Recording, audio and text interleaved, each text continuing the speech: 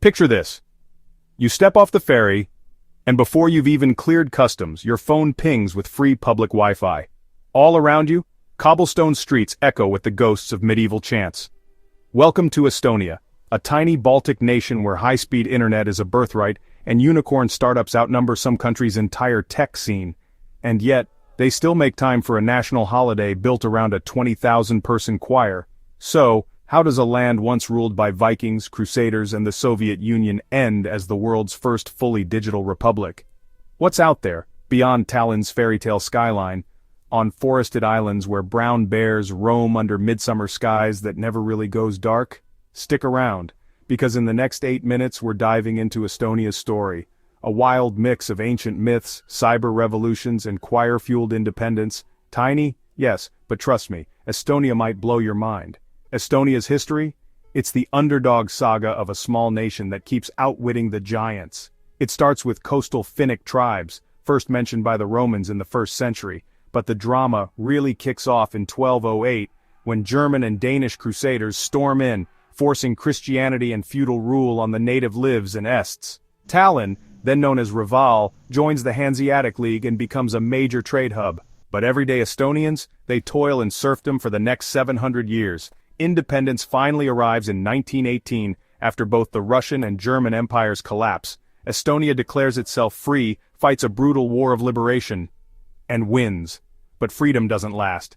The 1939 Nazi-Soviet pact returned the country to Moscow. Decades of Soviet occupation follow, forced collectivization, mass deportations, and efforts to erase Estonian culture. Still, the national spirit never truly dies. It simmers underground, and in the late 1980s, it erupts as the Singing Revolution. Hundreds of thousands of people gather in song festivals demanding independence without ever picking up a weapon. On August 20th, 1991, Estonia regained its freedom. Since then it's been full throttle, new constitution, EU and NATO by 2004, the Euro in 2011. Today, medieval towers stand beside cybersecurity hubs, because once freedom is sung, it doesn't go quiet again. Geographically, Estonia is small, just over 45,000 square kilometers, but within that space, it packs in a world of contrasts. Over half the country is forest. It's called the lungs of Europe for a reason.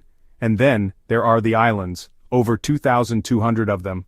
Saaremaa draws in cyclists with its windmills and pine-scented roads. Hiiumaa guards the sea with its 16th-century lighthouse at Kopu. Inland, you'll find peat bogs with mirror-like pools, especially in national parks like Sumaa and Lahemaa. Walking the boardwalks feels like wandering another planet. There aren't mountains, but the Hanja uplands hide Estonia's highest point. Suurmunamägi, just 318 meters tall.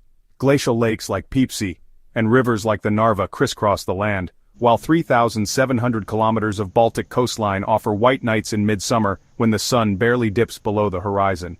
Tiny country, endless outdoor adventures. Estonia's climate? Total mood swing, in the best way.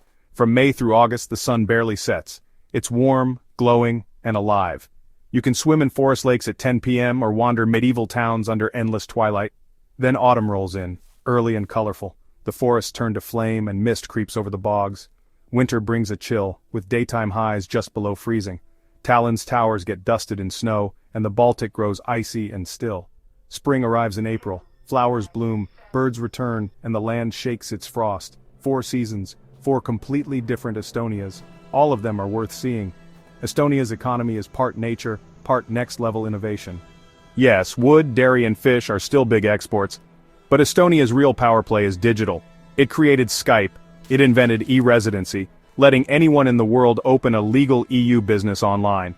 Estonians vote, pay taxes, and access healthcare through a secure, blockchain-backed digital ID. It's got over 1,500 startups, 3 unicorns, Wise, Bolt, and Playtech, and the highest startup density per capita in Europe. They didn't just join the digital age, they helped build it.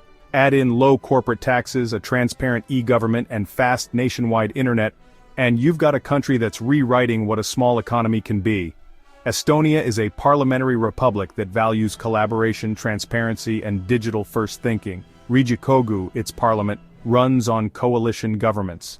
The prime minister leads, but the system encourages compromise. And here's the kicker. Estonia was the first country in the world to enable nationwide online voting, since 2005. Voter turnout is solid, press freedom is high, and the media landscape is alive with voices, digital and traditional. Major parties like the Reform Party and Center Party frequently work together. It's less about political standoffs, more about pragmatic progress. Estonia also pulls weight abroad. As a NATO member, EU digital pioneer and a global model for e-governance, and through its e-Residency program it's exporting its government model digitally across the globe. Small country, big influence. Estonian culture is old, proud, and quietly powerful. The language, Estonian. It's closely related to Finnish and unlike anything else in Europe. It flows through epic poetry, folk songs, and modern literature alike. Music is everything. Every 5 years, over 100,000 people come together for the Song and Dance Festival. That's 1/10 of the whole country, singing in unison. Sauna culture is serious business. It's how people relax, connect, and reset, sometimes followed by a cold plunge. Very cold. In rural areas, you'll find handmade crafts, wood carvings, woven belts called kiravu, and haunting melodies played on the cannel, a traditional stringed instrument. Food, hearty and humble. Rye bread, sprats, kama desserts. But Tallinn's coffee shops? They're buzzing with digital nomads and vegan menus. Estonia doesn't cling to the past. It lives with it, and builds forward. If you love nature, Estonia will ruin you for other places. Lahemaa National Park blends old-growth forests with mossy bogs and hidden mansions. In spring, Suma floods entirely, what locals call the fifth season, and canoes become the only way in or out. Autumn sets the marshlands on fire with color, and birdwatchers? They flock to Matsalu Bay in spring to see one of Europe's largest bird migrations. Out on the coast, Parnu is the summer favorite. Shallow waters, soft sand, endless skies. The islands, Saaremaa, Hiiumaa, Ruunuu, are like stepping into a time capsule. Windmills, stone churches, lighthouses standing watch over calm seas, and in winter, Estonia becomes a snow globe, ice skating on frozen lakes, Tallinn's old town glowing under soft flakes, and saunas, always saunas, followed by icy lake dives and laughter in the steam. So here we are, from Viking raids and Soviet occupation to digital revolutions and choir-led independence. Estonia proves that courage, creativity, and community can shape a country from scratch. Now it's your turn. Wander through Tallinn's old town, paddle across a flooded bog, or launch your next business from your laptop with Estonian e-Residency. This place is real, it's different, and it's waiting.